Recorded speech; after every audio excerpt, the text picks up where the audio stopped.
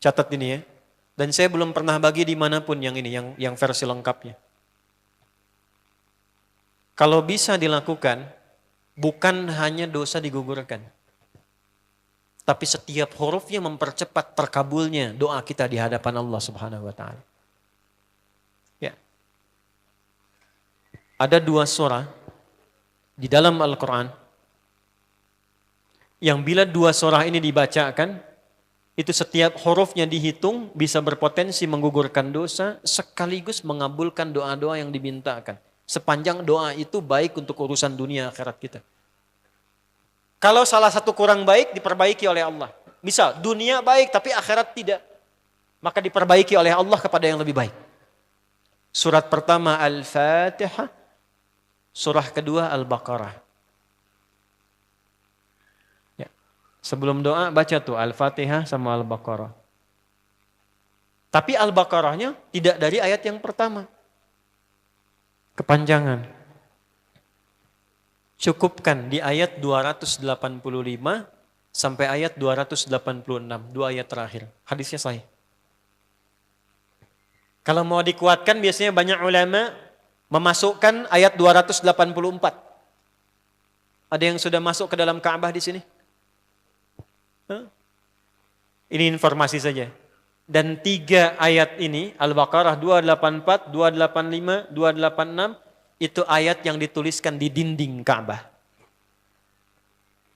Itu yang saat berhala dikeluarkan, gambar-gambar dihapus, itu ya, syair-syair diganti dengan ayat Quran sehingga jadi kain kiswah Ka'bah di luar. Itu ada sejarahnya. Yang di dalam pun dihiasi dengan hiasan ayat Al-Quran. Di antara yang dituliskan itu Al-Baqarah ayat 284, 285, 286. Intinya di 285 dan 286-nya. Tadi rakaat pertama yang saya bacakan dalam salat Isya. Hadisnya sahih. Itu spesial malaikat Jibril turun kepada Nabi Muhammad SAW mengabarkan kabar gembira siapa yang membiasakan membaca Al-Fatihah. Ya, kemudian 2 ayat terakhir di Al-Baqarah dari amanar rasulu sampai fansurna 'alal qaumil kafirin, tidaklah dia membacakan itu kecuali setiap hurufnya dijaminkan mengabulkan doa-doa yang dia mohonkan sepanjang benar doanya dan tidak diselimuti maksiat. Ini maaf ya. Ini saya minta maaf dulu nih. Kalaupun Anda benar doanya khusyuk sampai nangis, tapi ada selimut maksiat dalam permohonan doa itu pengabulannya mental lagi. Hadisnya sahih. Thumma dzakara rajula yutilu as-safara ash'atha aghbara yamuddu yadayhi ila as-sama' fayaqulu ya rabb فقال رسول الله صلى الله عليه وسلم أن يستجاب لذلك فمطعمه حرام مشربه حرام ملبسه حرام وغذي بحرام فأن يستجاب لذلك رواه مسلم. Nabi mengisahkan seorang lelaki menempuh perjalanan jauh. Awas, menempuh perjalanan panjang untuk ketaatan itu mempercepat doa dikabulkan 2 kali lipat dibanding orang biasa.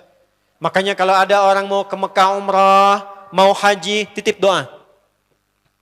Ada yang mau beasiswa ke Madinah, ke Mekah, ke Al-Azhar, ke Mesir, titip doa. Saya biasanya kalau mau berangkat umrah, Ustaz titip doa, ayo tulis banyak tuh. Enggak saya baca. Saya simpen aja, ntar dekat Ka'bah, ya Allah engkau maha mengetahui. Ya. Mohon kabulkan semua doa-doa ya dari teman-teman jamaah yang dititipkan dalam kertas yang telah mereka tuliskan itu. Simple Pak, daripada capek kita bacakan satu-satu. Dan alhamdulillah biasanya ya insya Allah terkabul. Insya Allah. Itu perjalanan jauh. Nah orang ini menempuh perjalanan untuk sekedar berdoa. Safar. Ya, safar yang baik. Kemudian yang kedua, yamuddu yadaihi ilas sama, dia mengangkat tangannya ke langit. Ini saya tidak bermaksud mengajarkan ya, cuma menunjukkan prakteknya begini nih. Ada yang bisa bantu saya enggak, 1 orang maju? Cepat. Yang depan aja, depan. Jazakallah khair. Mohon pegangkan mic sebentar. Ya, terima kasih ya. Lihat sini. Gini. Nah, jazakallah.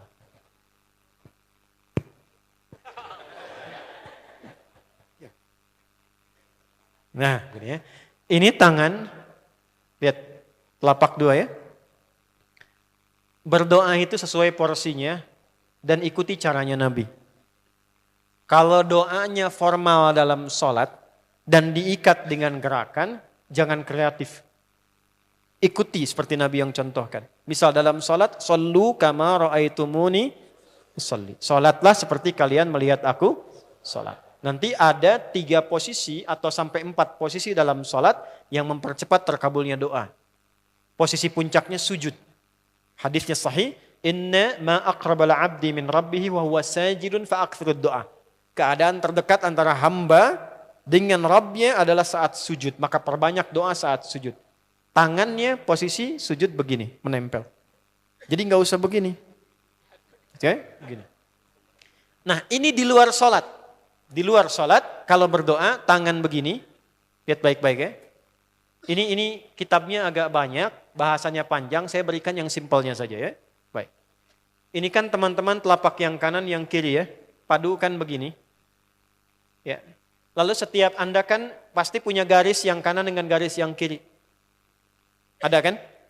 Itu membentuk keseimbangan. Ini bukan ilmu otak-atik ya. Ini ada sanadnya nih. Pertemukan 2 garis itu sehingga seimbang tangan ini. Tuh. Ini masalah sederhana tapi poinnya penting sekali. Sudah? Cara yang pertama begini. Ini di luar salat dan bukan dalam posisi saat istisqa, saat minta hujan. Begini. Sudah? Pertemukan.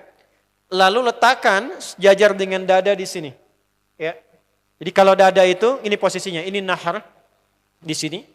Ini ada rongga dari bagian atas dengan perut, ada rongga kosong. Nah ini yang disebut dengan sodrun di sini. Ya, kalau kita meletakkan telapak tangan saat sholat begini, letaknya di sini. Yang ini perut, yang ini nahar. Doa itu di sini. Jelas?